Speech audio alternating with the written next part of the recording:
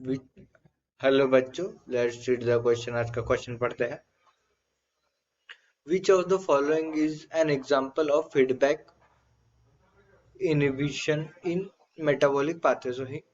इन्होंने हमें जो है नीचे ऑप्शन दिए हैं चार, और उनमें से हमें पूछा है कि चार ऑप्शन में से कौन सा मेटाबॉलिक पाथवे का फीडबैक इनहिबिशन करता है। म्हणजे ऐसा कौन सा ऑप्शन है जो कि हमें बताता है कि इससे मेटाबॉलिक पाथवे का फीडबैक के हेल्प से इनहिबिशन हो सकता है। सो देखिए, वन बाय वन हम ऑप्शन डिस्कस करते हैं।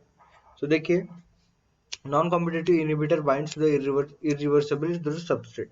ये जो है ये कैसे हमारा अपना एक्शन शो करता है। सो ये एंजाइम को इनहिबिट करता है by changing the enzymatic action. Means enzyme को अदर देन एक्टिव साइट पे बाइंड होता है, और वहां से फिर एंजाइम का जो है वो एक्शन चेंज कर लेता है, एंजाइमेटिक एक्शन चेंज कर लेता है।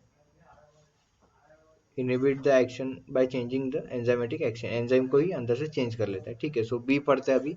N enzyme controlled reaction slow down at the end as end product accumulates. So अभी देखिए,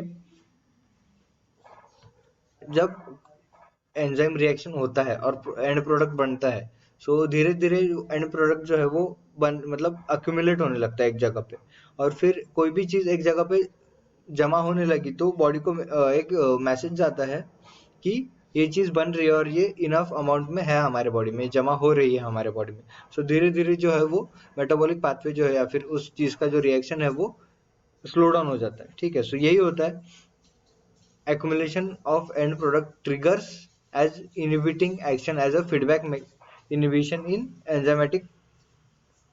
in an enzyme controlled reaction। ठीक है, so जब accumulate होता है एंड प्रोडक्ट कहीं पे, सो वो बॉडी को मैसेज आता है कि ये बन रही है इनफ अमाउंट में, सो अभी इसका जो मेटाबॉलिक रिएक्शन है वो धीरे धीरे कम कर दो। सो बी ये हो गया। अभी सी पढ़ते हैं।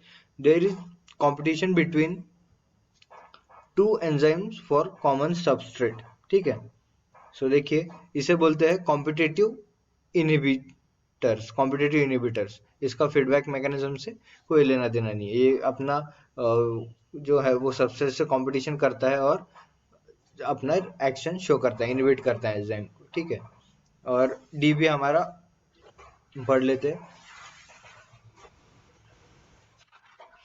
Variation in enzyme concentration affect the rate of reaction as catalyst.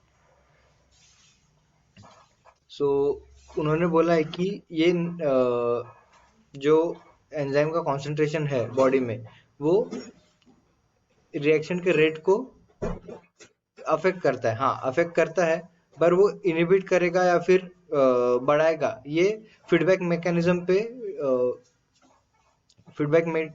पे डिपेंड नहीं करता है।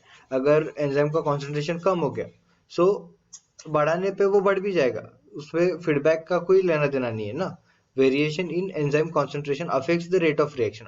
रेट ऑफ रिएक्शन को अफेक्ट करेगा क्योंकि सबस्ट्रेट ज्यादा हो गया, एंजाइम कम हो गए, सो उससे कम हो जाएगा। फिर सबस्ट्रेट ज्यादा हो गया, एंजाइम कम हो गए, तो उससे इनहिबिट हो जाएगा। सबस्ट्रेट बढ़ गए और एंजाइम बढ़ गया और सबस्ट्रेट कम हो गया, तो उससे रेट फास्ट हो जाएगा, पर उससे और फीडबैक मैकेनिज्म से का कोई रिलेशन नहीं है। सो डी भी हमारा जो है ऑप्शन नहीं हो सकता। सो हमारा आंसर जो है वो है बी, जो कि है as enzyme controlled reaction an enzyme controlled reaction slows down as end product accumulates। जब एंजाइम कंट्रोल्ड रिएक्शन है वो एंडिंग में स्लो डाउन हो जाती है जैसे जैसे कि जो एंड प्रोडक्ट है वो बनता जाता है, फिर जमा होते जाता है हमारे बॉडी में।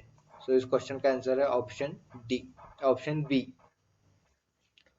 Option B. I hope you understand it well. All the best.